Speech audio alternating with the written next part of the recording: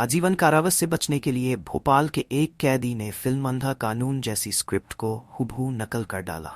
क्या था पूरा मामला, जानेंगे इस वीडियो में आगे। नमस्कार दोस्तों, स्वागत है आपका क्राइम का पंचनामा यूट्यूब चैनल पर। ऐसी ही क्राइम की कहानियों के लिए चैनल को सब्सक्राइब कर लो। जुर्म की दुनिया वाकई अजीब है। कई बार जो दिखता है असल में वो होता नहीं, और कई बार जो होता है असल में दिखता नहीं। ये कत्ल की कहानी भी कुछ वैसी ही है। इस शख्स की मौत होती है, मौके से उसकी लाश भी मिलती है और सुसाइड नोट भी मिलता है। वहां से मौत के सबूत भी मिलते हैं और मौत की वजह भी। इन सभी को देखकर पुलिस भी मान लेती है कि ये आत्महत्या का ही केस है। लेकिन जब पोस्टमार्टम रिपोर्ट पुलिस के हाथ आती है तो पूरी घटना ही बदल जाती है। पुलिस फिर से तफ्तीश शुरू करती है। फिर जो कहानी सामने आती है तो उसे जानकर पुलिस भी दंग हो जाती है। मध्य प्रदेश की राजधानी भोपाल का सेंट्रल जेल में 29 जून 2019 को पैरोल पर जेल से निकले कैदी को वापस लौटना था। 14 दिन की पैरोल पर जाने के बाद जेल प्रशासन को भी उसके लौटने का इंतजार था। तभी जेल प्रशासन को लोकल पुलिस से एक सूचना मिलती है।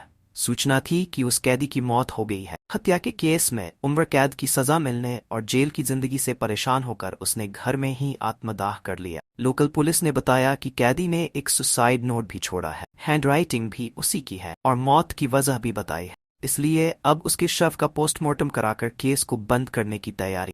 और जेल प्रशासन भी उस कैदी के केस को बंद करने के लिए लोकल पुलिस के फाइनल रिपोर्ट का इंतजार करने लगा। जिस कैदी की मौत हुई थी उसका नाम था राजेश परमार। उम्र तकरीबन 34 साल। वह मध्य प्रदेश के भोपाल के नीलबढ़ एरिया के हरिनगढ़ में रहता। इस पर साल 2014 में एक हत्या का आरोप था। उसी केस में इसकी गिरफ्तारी हुई थी। साल 2016 में उसे कोर्ट ने आजीवन कारावास की सजा सुनाई, जिसके बाद से वो जेल में ही था। उसी समय राजेश के पिता की मौत हो गई। इसी वजह से उसे 14 दिनों की पैरोल मिली थी। इसलिए 15 जून को वो पैरोल पर बाहर आया था। 29 जून को उसकी पैरोल खत्म होने वाली थी। इस वजह से उसे हर हाल में 29 जून को जेल में लौटना था। लेकिन 29 जून की सुबह ही उसके घर से आग की लपटें निकलने लगी थीं, जिसे देख आसपास के लोगों ने पुलिस को सूचना दी। फायर ब्रिगेड की गाड़ियां और लोकल पुलिस मौके पर पहुंची। आग बुझाने पर देखा गया तो एक युवक बुरी तरह से जल चुका था। चेहरा और शरीर भी पूरी तरह से जला हुआ था। देखने से ही वो मरा हुआ लग रहा था। फिर भी पुलिस ने आखिरी उम्मीद में उसे तुरंत अस्पताल में भर्ती कराया, जहां डॉक्टरों ने मृत करार दिया। जब पुलिस ने घर की तलाशी ली तो एक सुसाइड नोट भी मिला, जिसमें लिखा था कि पिता की मौत होने से वो दुखी था। अब परिवार में कोई उसे पैरोल भी नहीं दिलाएगा। इस वजह से वो अब दुनिया से निराश हो चुका है। इसलिए वो आग लगाकर आत्महत्या कर रहा है। इसके लिए कोई दूसरा जिम्मेदार नहीं है। अब इस सुसाइड नोट के आधार पर पुलिस ने भोपाल सेंट्रल जेल को भी सूचना दी। शव को पोस्टमार्टम के लिए भेज दिया। पोस्टमार्टम के बाद शव को रिश्तेदारों को सौंप दिया गया। रिश्तेदारों ने भी शव का अंतिम संस्कार कर दिया। लेकिन इस पूरे केस में 24 घंटे बाद नया मोड़ आया, जब वहां की पुलिस को राजेश परमार की पोस्टमार्टम रिपोर्ट मिली। उस समय के भोपाल पुलिस के नए एएसपी अखिल पटेल के पास नीलबढ़ का एरिया था। इन्होंने जब पोस्टमार्टम रिपोर्ट देखी तो चौंक गए। रिपोर्ट में लिखा था कि गला दबाने से जान गई है, यानी मौत की वजह आग या धुएं से दम घुटना नहीं बल्कि गला दबाकर हत्या हुई है। फिर वो इस केस की तफ्तीश में जुट जाते हैं। तुरंत मौके से ली हुई सभी फोटोग्राफ अपने पास मंगवाते हैं। अगर आग से जलकर मरा तो फिर गला किसने और क्यों घोंटा, सभी फोटो को बारीकी से देखते हैं। एक फोटो में वो देखते हैं कि मरने वाले शख्स का पैर बिल्कुल एक दूसरे से चिपका हुआ था, जबकि जब भी कोई जलकर मरेगा तो वो तड़पने लगेगा। फिर उसके पैर एक दूसरे से चिपकने के बजाय अलग अलग होने चाहिए, लेकिन इस केस में ऐसा नहीं था। दूसरी तस्वीरें भी देखते हैं। उनसे पता चलता है कि उस शख्स का चेहरा और सीने वाला हिस्सा ही पूरा जला था, जबकि हाथ और पैर ज्यादा जले नहीं थे और अजीब तरीके से मुड़े भी थे। इससे शक यही होता है कि कहीं हाथ और पैर बंधे तो नहीं थे, जिस वजह से ऐसा हुआ। अब इसका पता लगाने के लिए वो पुलिस अधिकारी पूरी टीम के साथ मौके पर जाते हैं। घटनास्थल को बारीक से देखते हैं।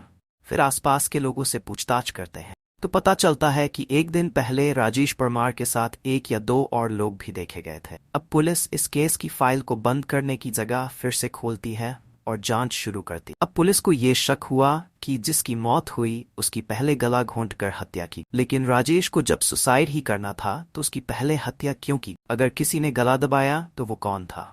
अब पुलिस के सामने ये भी सवाल था कि कहीं ऐसा तो नहीं कि मरने वाला राजेश ही ना हो। अगर ये राजेश नहीं है तो फिर कौन था?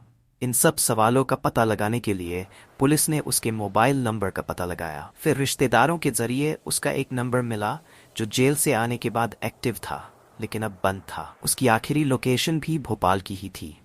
पुलिस ने जब उसके फ़ोन की कॉल डिटेल चेक की तो एक नंबर पर कई बार बात होने की जानकारी हुई, लेकिन जब उस नंबर पर संपर्क किया गया तो वो भी बंद था। वो नंबर था निहाल नामक युवक का। अब पुलिस के सामने निहाल को खोजने की चुनौती थी और मन में सवाल ये भी आया कि कहीं निहाल ही तो नहीं मारा गया। इसके अलावा और भी कई सवाल थे। फिलहाल पुलिस उसकी तलाश में जुट गई। फिर पता चला कि निहाल मूल रूप से बिहार का रहने वाला है और पहले राजेश के मकान में ही किराए पर रहता था, लेकिन कुछ महीने से यहाँ से दूसरे मकान में शिफ्ट हो गया था। अब पुलिस की जांच में निहाल की लोकेशन गुजरात में मिली। इसके बाद पुलिस की एक टीम गुजरात पहुंची और दबोच लिया। इसके बाद जब उससे कड़ाई से पूछताछ हुई तब उसने जो कहानी बताई वो बेहद ही चौंकाने वाली थी। निहाल ने बताया कि जेल से पैरोल पर आने के बाद राजेश ने उससे संपर्क किया था। फोन पर बात हुई और वो उससे मिलने भी गया था। बातचीत के दौरान वो काफी परेशान था, इमोशनल भी था, क्योंकि पिता की मौत के बाद उसे अब जिंदगी में शायद ही कभी पैरोल मिलने की उम्मीद थी। इसीलिए उसने सोचा था कि वो दुनिया की नजरों में हमेशा के लिए मर जाए और असल में जिंदा भी रहे। इसके लिए उसने कुछ क्राइम सीरीज देखी थी, जिसके बाद एक खौफनाक आइडिया अपनाया। इसके लिए उसने घर में रहने वाली एकमात्र मां को पूजा करने के बहाने 23 जून को ही बाहर भेज दिया था। इसके बाद साजिश रची कि 29 जून को पैरोल खत्म होने के बाद भी उसे जेल नहीं जाना पड़े। इसलिए 28 जून को ही किसी दूसरे शख्स को अपनी जगह मारकर दूर कहीं चले जाने की तैयारी में जुट गया। इस काम में मदद के लिए उसने मुझे बुलाया, लेकिन मैंने साफ मना कर दिया। इसके बाद उसने 1 लाख रुपये का लालच दिया और कुछ पैसे एडवांस में भी दिए, इसीलिए उसके झांसे में आ गया। इस तरह 29 जून को पैरोल खत्म होने से ठीक एक दिन पहले यानी 28 जून को ही हम दोनों की मुलाकात हुई।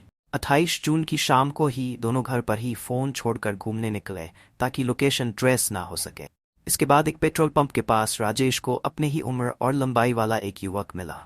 उस युवक ने अपना नाम राजू रैकवार बताया था और दोनों फिर बातचीत करते हुए दोस्त बन गए। बातों ही बातों में दोनों ने राजू को घर पर पार्टी करने और शराब पीने के लिए तैयार कर लिया।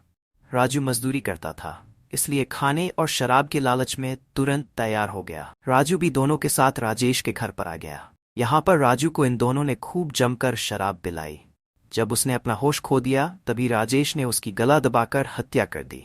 इसके बाद उसके हाथ और पैर को रस्सी से बांध दिया ताकि अगर जिंदा भी हो तो आग से बच ना सके। हाथ पैर बांधने के बाद उसे फर्श पर लिटाया और घर में रखी किताबों को उसके ऊपर डाल दिया। फिर राजेश ने खुद ही एक सुसाइड नोट लिखा और उसे कुछ दूरी पर रख दिया ताकि वो सही सलामत पुलिस को सुसाइड के सबूत के रूप में मिल जाए। इसके बाद दोनों ने बाइक से निकाला हुआ पेट्रोल भी डाल दिया ताकि आग से वो पूरी तरह से जल जाए। चूंकि घर का दरवाजा बाहर से बंद होने पर साजिश का शक हो सकता था, इसलिए दोनों ने घर के दरवाजे को अंदर से बंद किया और छत के रास्ते बाहर निकल आए। इसके बाद खिड़की से माचिस जलाकर तीली को अंदर फेंक दिया। इस तरह जब आग की लपटें बढ़ गई तब दोनों एक साथ वहां से फरार हो गए थे। साजिश के तहत राजेश ने निहाल का एक पुराना सिम कार्ड लिया और साउथ इंडिया में चला गया। वहीं निहाल गुजरात आ गया था। अब पुलिस ने निहाल की कहानी की सच्चाई का पता लगाने के लिए उस मृत युवक के बारे में पता लगाया तो ये सच निकला, क्योंकि राजू रैकवार की पत्नी ने 28 जून की रात में ही लोकल पुलिस में गुमशुदगी की शिकायत दी हुई थी। इसके अलावा पुलिस को राजेश के घर से राजू की चप्पल भी मिली थी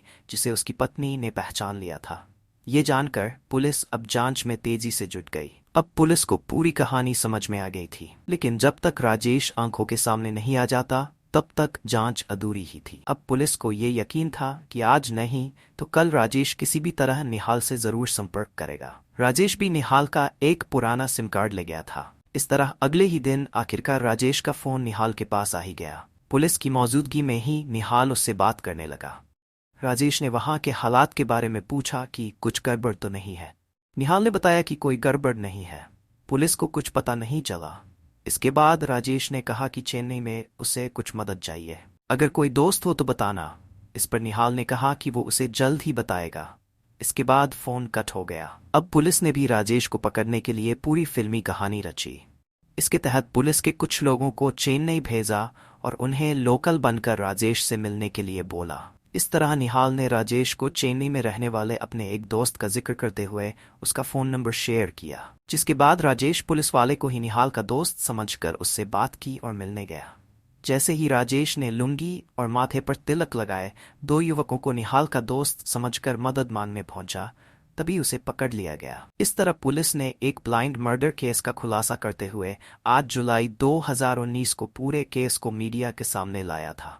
इस केस के बारे में खुद आईपीएस अधिकारी अखिल पटेल कहते हैं कि ये केस कानून की आंखों में धूल झोंकने वाला था, लेकिन जब बारीकी से केस की जांच हुई तो पूरा सच सामने आ गया। इसके बाद राजेश फिर से सलाखों के पीछे भेज दिया गया। तो दोस्तों, आपको कहानी कैसी लगी कमेंट करके ज़रूर बताएं। साथ ही चैनल को सब्सक्राइब कर लें ताकि आगे भी आपको ऐसी कहानियां मिलती रहे।